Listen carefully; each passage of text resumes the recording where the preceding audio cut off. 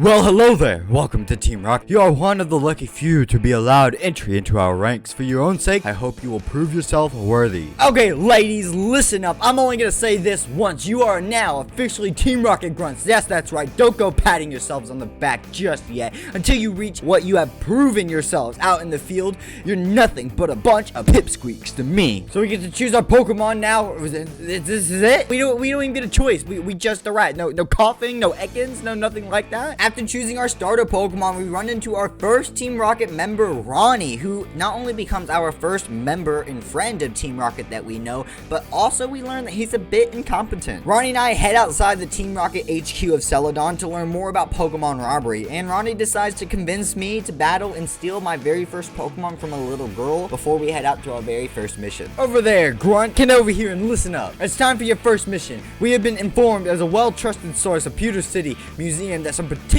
rare fossils have been spotted inside this cave. We've hired a particular super nerd to help identify these fossils. He's currently making his way through the cave along with some other new recruits that weren't as slow as getting here as you lot. Your mission: assist in the search of any way that you can, scavenging every rock, any cranny that you can find of this hole for those fossils. So we need to look for fossils, kids to steal Pokemon, and old people to steal Pokemon from. We have a lot that we could be doing. Guys, over here, I think I found something. I think that came down from here. Let's check it out. Let's go. Have a look at this, guys. Am I getting promoted or what? Promoted. Ooh. So what do you think? Let me look and tell this isn't some rarest looking fossil you've ever seen. I can't wait to see the look on Petrol's face when he sees this. It's a freaking moonstone, for crying out loud. Oh, that's not even rare, man. After the false fossil discovery, we run into a Pokemon trainer named Red who was way too strong for us to be able to defeat, and we continued our way through Mount Moon, where we find a scientist who has also been beaten in a battle by the Pokemon trainer Red and has taken all the fossils that the scientist had with him and had discovered it within the cave. And after the mission, Giovanni has called to see us. Carson, I presume? Yeah, just come up here and take by your desk. See, Giovanni wanted information concerning details about this so-called trainer named Red. After filling in Giovanni, Blaine comes in exclaiming that he can no longer make Porygons for Team Rocket. As Porygon might be massive profits for Team Rocket, he can no longer make them anymore, as he won't risk his gym leadership role, considering Silph Co owns the ownership rights to the coding that makes Porygon. So angry Giovanni sends me to Bill's to convince him or to bribe him into making us Porygon so we continue to make money. We showed up at Bill's to hire him, but he was not all interested in helping Team Rocket, let alone Giovanni, unless we had something that he might trade for or some goodies to bribe him with. After giving Bill his goods, we get a cell phone from him, as he wants us to be his Team Rocket contact, and he wants us to provide him with information concerning of Team Rocket itself. After finishing up with Bill, we made our way back to the Celadon Team Rocket HQ, where we find and watch Champion Lance on a television announcing that Team Rocket is a criminal organization, being the ones who rob Pokemon everywhere and behind all the robberies of Celadon and Cerulean, causing a mass panic attack within the Team Rocket Grunts. Businesses such as Pokemarts are to encourage to deny service to wanted criminals in order to prevent an undue damage to their reputation. With these measures, we move confidently in the direction of a crime-free Kanto region. I knew the cops meant trouble. Now what are we gonna do? They're on to us. Ronnie, you worthless piece of crap. Now we've got the whole police and government on our heels. All because you couldn't keep yourself from robbing every little girl you came across. That sounds way worse than it's supposed to be. Our Team Rocket admin commemorates me for my mission with Bill, and yet for that we also receive another high-value mission of heading out to Vermilion City, where me and another Team Rocket admin, Proton, will talk to Surge the gym leader,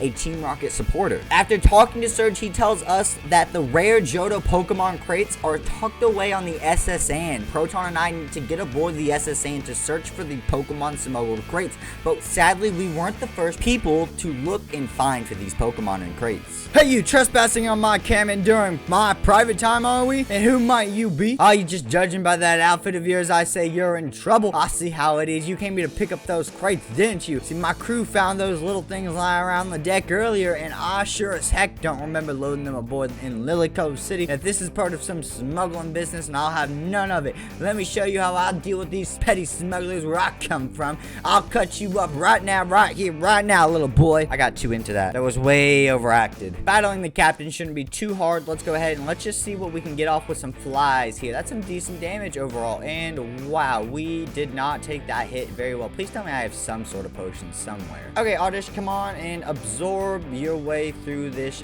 Diglett. I need you to, oh my god, please do better than that. And of course, super potion. At least we got a little bit of HP back, and that helps, but we don't outspeed him, so that makes it so much worse. But every time he heals, we get our HP back, and great, that kind of went down the drain. Okay, let's go ahead and let's hit a sleep powder, and there we go. Perfect on Diglett. Now let's just confusion him to death. Easy peasy. Hey, Nidoran's evolving to Nidorino as well, which is awesome, and I am happy. Well, it doesn't begin because I happen to have one of the strongest trainers in the nation aboard this ship, and he'll put you out of your place right now, you little coughing. Poison gas now. Oh god. Good riddance. Nicely done, coughing. I see you finally found the crates. Good job, Grunt. I don't think this old guy is going to pose much of a problem anytime soon. Let's get to it. After finishing the Pokemon smuggling mission, a few others, we speak with Giovanni. Seeing after Red had just invaded the Team Rocket HQ, we explained to Giovanni how Professor Oak is also looking for Fuji. Already upset about Red, Giovanni explains the entire truth to us. Things happened in a secret and final year of the war. I never thought to tell it all to a mere grunt, but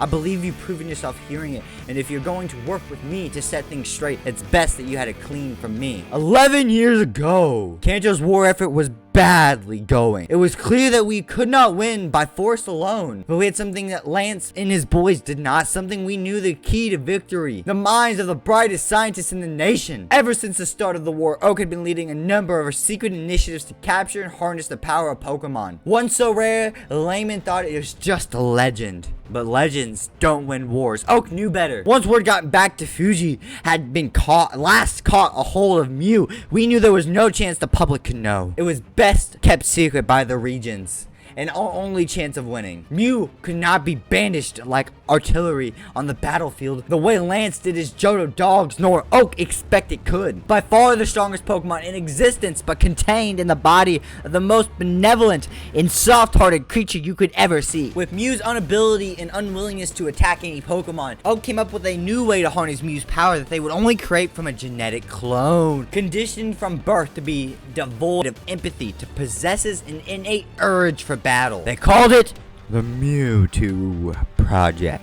At the time, I was the richest man in Kanto, a devout member of Oak's Elite Four. I wanted to do everything I could for Kanto, so I funded the project. An impressive team was assembled. Blaine, Fuji, Bill, and Professor Sajeki, Kanto's authority on genetic engineering. Each member, a genius in their own right, wasn't afraid to work day and night, months for a chance to save Kanto. The project proved much more difficult than expected. Most tests came across as formless, half-decayed, dead species of pieces of flesh that did not resemble Mew in any way. One of the early failures, particularly nasty, though equally erratic and disgusting, shapeless as the others, this newborn monster had inherited Mew's strength, broke free from its test tube, escaped the lab. This little incident became known as the catastrophe. The catastrophe. Sacred the scientist, well, as it did me. It scared the scientist, not sacred. I began to lose faith in my investment, and I think Oak was starting to feel the same way. Fuji soon gave new hope to the project, suggested a way to contain Mew's power within a solid, sentient body, creating a clone that would combine Mew's DNA with that of a human's. Initial tests proved promising, and scientists seemed each to contribute their own DNA for use of the Mew clone. Oak was the only one who refused to provide a DNA example. His skepticism for the project had now risen to a peak. Ironically, however, the theory was proven correct. Sooner than anyone could have anticipated, Team Rocket had produced the definite Mewtwo, a human-like, immensely psychic, powerful Pokemon possessing the cold, bloodthirsty, mind-sapient intelligence. Devoid of empathy, but disturbingly intelligent, the newborn clone could find no reason to fight for Kanto's causes. While the war did not appeal to Mewtwo, we couldn't quite say it refused as a military weapon. When we insisted, it rebelled. With psychic powers, we had no mean to control. Mewtwo ruined the lab, escaped with the scientist who had given its life. After Mewtwo's escape, it was all over. Oak announced Kanto's surrender to Lance and the Johto, ending the war. We had done the best to destroy all evidence of the project. There was no hiding Team's involvement from some kind of military research. It was the first to throw in with the towel was Fuji. The old coward openly pledged his allegiance to Lance, accepting terms he gave him. Blaine and Bill more reluctant, but they eventually followed suit. Now as to this Shigeki? Nobody knows. Old guy had been missing forever, since the end of the war. And me? Well, Lance stripped me of my Elite Four position real quick. And Oak, Cheese Whiz traitor, left me to defend for myself. I hadn't invested my heart and soul, let alone my personal fortune, to defend a home now taken over by foreign aggressors. I vowed that if Lance could not be taken down through legitimate means, then I would cripple him from the inside to never look back. Giovanni, so you now see, Carson, my recent developments have me very concerned indeed. After we're done speaking with Giovanni, we head to Pallet Town, where Oak is supposed to be, but is nowhere to be seen. And as we're leaving Oak's lab, we run into Elite Four member Agatha, who isn't trying to stop us from looking for Professor Oak, but does initiate that we might have more in common and invites us to a tea where Ronnie ends up spilling our plans and Giovanni was not happy with him. So next we travel to the Cinnabar Islands, making our way to the Pokemon Mansion. We find a letter in the basement of the mansion stating that Oak knows Blaine has helped Team Rocket and that we are actually after him. So Oak now knows that Blaine is completely wrapped up in our mission. We finally reach Blaine. As we do, he battles us. After winning, Blaine explains how Oak lost faith in the Mewtwo project long before he ever stood as champion of the Indigo Plateau.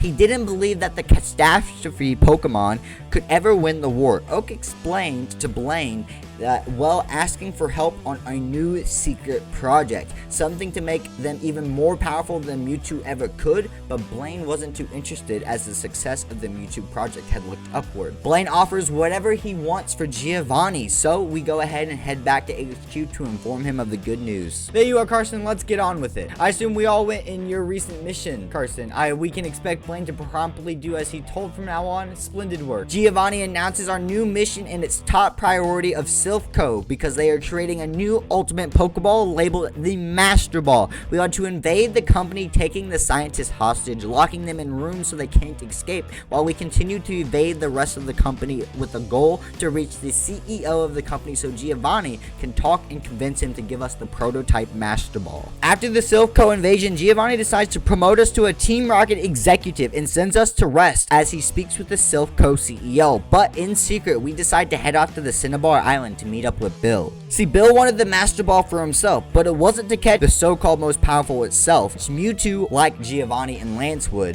he wanted to leave them into chasing that beast on their own. Bill wanted to catch the catastrophe Pokemon. See, Bill only needed 2 items from us. One, a special apricorn he had planted deep within the Viridian Forest, and Silph's latest high-end Pokeball processing chip that we should have in our Team Rocket HQ, so we decided to go and collect what we need. After giving Bill the apricorn, we head to the Team Rocket HQ where we see Giovanni fire our friend Ronnie and declare Red took the prototype Master Ball from Giovanni after he discovered the Team Rocket HQ. He is moving the Team Rocket HQ to the Viridian Gym, but we stay behind to look for our Pokeball processing chip. After retrieving the processing chip and giving it to Bill, he gives us a Master Ball and a brand new mission. The catastrophe Pokemon needs to be caught, but only Shigeki knows where it is for good, and he has been gone. To find the catastrophe Pokemon, Bill sends us to the Cerulean Cave, the home of the legendary Pokemon Mewtwo, the only hope to who knows where the scientist Shigeki is. As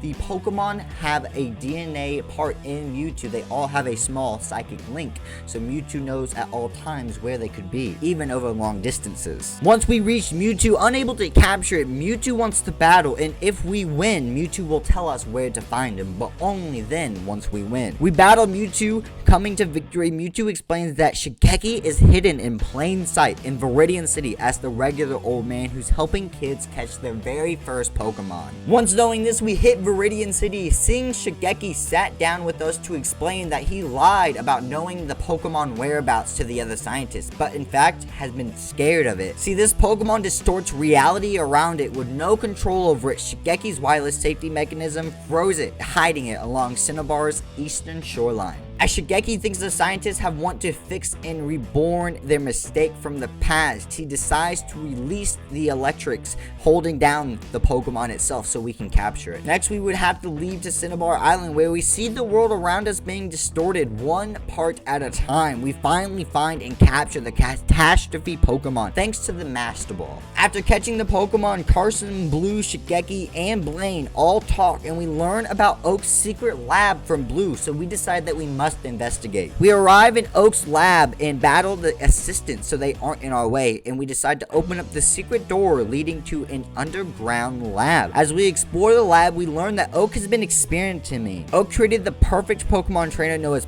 Pokemon Trainer Red. Red's purpose is to disprove everyone and defeat Lance, becoming the champion, and Red has no soul or real emotions. It is just a face being controlled from afar by Professor Oak. After learning all about Oak, Team Rocket pager finally goes off, so we decide to head to the Viridian Gym, where we see Giovanni leaving, embarrassed to be beaten by Red, and believes that Team Rocket, with its best intentions, still made yet no progress in actually continuing the progression of Kanto Region. As Giovanni explains his reasons of quitting, that he admires our hard work and promotes us to the new Team Rocket boss and just leaves. Our other Team Rocket members and compadres weren't too happy about us becoming the leader, and aren't too happy and won't be taking any commands from us. And as upsetting as that might be as the new Team Rocket leader, we have more important things on our hand. With our new ability to steal anyone's Pokemon, we decide we need to go to the Pokemon League and decide to front and get in front of Red and Professor Oak. Along our way to the league, running into the previous champion Lance, he informs that he had lost to Pokemon Trainer Blue, and he battles us out of despite and hate for Team Rocket.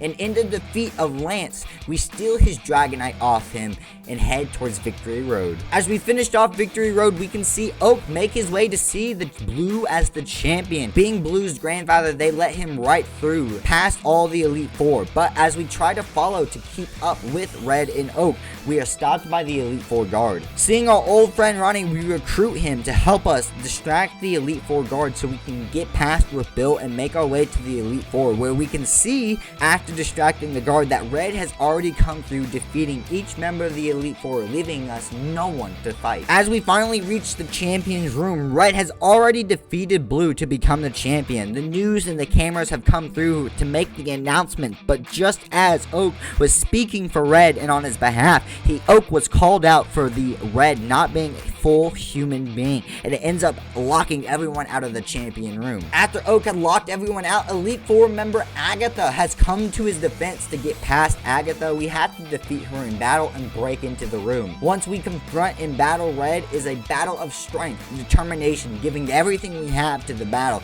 of a false champion, needing to defeat him as he has no right to be here. As we had defeat Red, Agatha comes in, all sorry and apologetic to Oak for everything, but he does not care and attacks Agatha with the Tauros, breaking his no battle restrictions. Agatha falls to the ground, never to get up again, and Oak doesn't give up and battles us as we eventually defeat him. He's losing to his very first battle, and his plans all come apart. His plans to rule Kanto are no longer in play. After all is said and done, everyone ends up going to the court of law. Red is defined as not a human being, stripping him of his Pokemon battling license and losing the Pokemon Championship title, making Lance the previous champion once again, as Blue no longer wants to be champion, and it was only for his Grandpa Oak's approval in the time of first place. Since Oak no longer is worthy of Blue's want of approval, he does not want to be champion. Oak is cleared of charges for any genetic engineering as all evidence is gone, but still goes to jail for having an illegal battle,